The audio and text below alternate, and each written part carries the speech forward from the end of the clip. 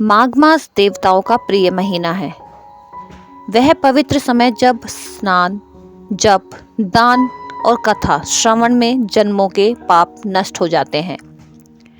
और आज हम सुनने जा रहे हैं माघ मास महात्म्य 8, एक ऐसा दिव्य अध्याय जो बताता है कि कैसे साधारण मनुष्य भी भक्ति, श्रद्धा और संकल्प से अपने जीवन की दिशा बदल सकता है।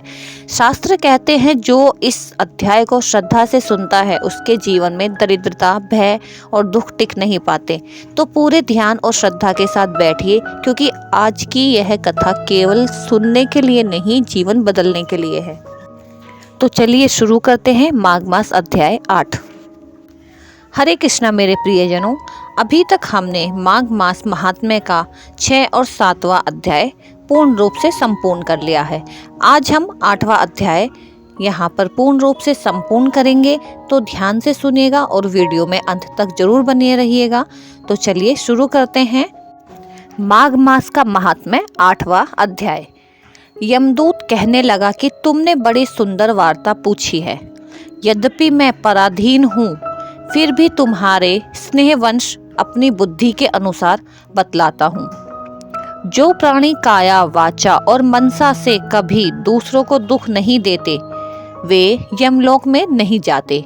हिंसा करने वाले वेद, यज्ञ, तप और दान से भी उत्तम गति को नहीं पाते। अहिंसा सबसे बड़ा धर्म, तप और दान ऋषियों ने बताया है। जो मनुष्य जल या पृथ्वी पर रहने वाले जीवों को अपने भोजन के लिए मारते हैं, वे कालसूत्र नामक नरक में पड़ते हैं और वहां पर अपना मांस खाते हैं और रक्त पीप पान करते हैं तथा पीप की कीच में उनको कीड़े काटते हैं। हिंसक, जन्मांग, काने, कुबड़े, लूले, लंगड़े, दरिद्र और अंगहीन होते हैं। इस कारण इस लोक तथा परलोक में सुख की इच्छा करने वाले को काया, वाचा तथा मन में दूसरों का द्रोह नहीं करना चाहिए। जो हिंसा नहीं करते उनको किसी प्रकार का भय नहीं होता। जिस तरह सीधी और टेढ़ी दोनों प्रकार की बहने वाली नदियां समुद्र में मिल जाती हैं, वैसे ही सब धर्म अहिंसा में प्रवेश कर जाते हैं। ब्रह्मचारी, गृहस्थ, वानप्रस्थी तथा यति सभी अपने अपने धर्म का पालन करने और जितेंद्रिय रहने से ब्रह्मलोक को प्राप्त करते हैं। जो जलाशय आदि बनाते हैं और सदैव पांचों यज्ञ करते हैं, वे यमपुरी में नहीं जाते। जो इंद्रियों के वशीभूत नहीं हैं, वेदवादी और नित्य ही अग्नि अर्थात हवन आदि का पूजन करते हैं, वे स्वर्ग को जाते हैं। युद्ध भूमि में जो शूरवीर मर जाते हैं, वे सूर्य लोक को प्राप्त होते हैं। जो अनाथ, स्त्री, शरण में आए हुए तथा ब्राह्मण की रक्षा के लिए प्राण देते हैं, वे कभी स्वर्ग से नहीं लौटते। जो मनुष्य लूले, लंगड़े, वृद्ध, अनाथ तथा गरीबों का पालन करते हैं, वह भी स्वर्ग में जाते हैं। जो मनुष्य गौओं के लिए पानी का आश्रय करते हैं तथा कुआं, तालाब और बावड़ी बनवाते हैं, वे सदैव स्वर्ग में निवास करते हैं। जैसे जैसे जीव इनमें पानी पीते हैं, वैसे ही उनका धर्म बढ़ता है। जल से ही मनुष्य के प्राण हैं, इसलिए जो पियाऊ आदि लगाते हैं, वह अक्षय स्वर्ग को प्राप्त होते हैं। बड़े बड़े यज्ञ भी वह फल नहीं देते जो अधिक छाया वाले वृक्ष मार्ग में लगाने से देते हैं।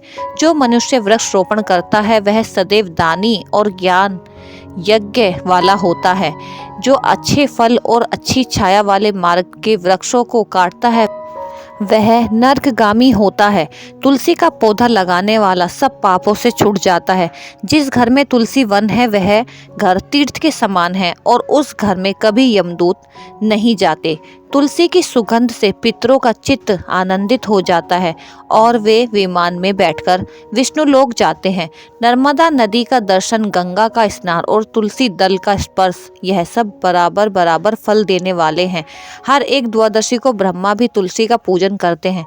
रत्न, सोना, फूल तथा मोती की माला के दान का इतना पुण्य नहीं जितना तुलसी की माला के दान का है। जो फल आम के 1000 और पीपल के 100 वृक्षों को लगाने से होता है, वह तुलसी के एक पौधे को लगाने से होता है।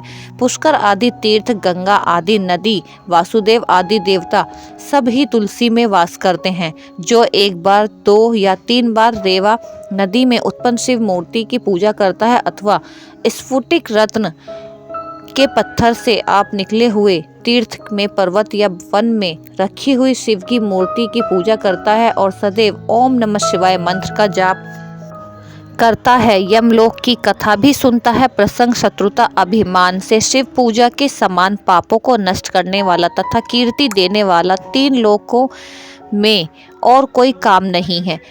जो शिवालय स्थापित करते हैं शिवलोक में जाते हैं। ब्रह्मा, विष्णु तथा शिव का मंदिर बनाकर मनुष्य वैकुंठवासी होता है। जो भगवान की पूजा के लिए फूलों का बाग लगाते हैं वे धन्य हैं। जो माता पिता, देवता और अतिथियों का सदैव पूजन करते हैं वे ब्रह्मा लोक को प्राप्त होते हैं। अगर आपने इस कथा को श्रद्धा से सुना है तो विश्वास रखिए माघ मास की कृपा आप पर अवश्य बरसेगी। वीडियो को लाइक करें, चैनल कविता डिवाइन पथ को सब्सक्राइब करें और कमेंट में लिखें जय माघ मास महात्म्य। आपके जीवन में शांति, समृद्धि और भक्ति का प्रकाश बना रहे। हर हर गंगे।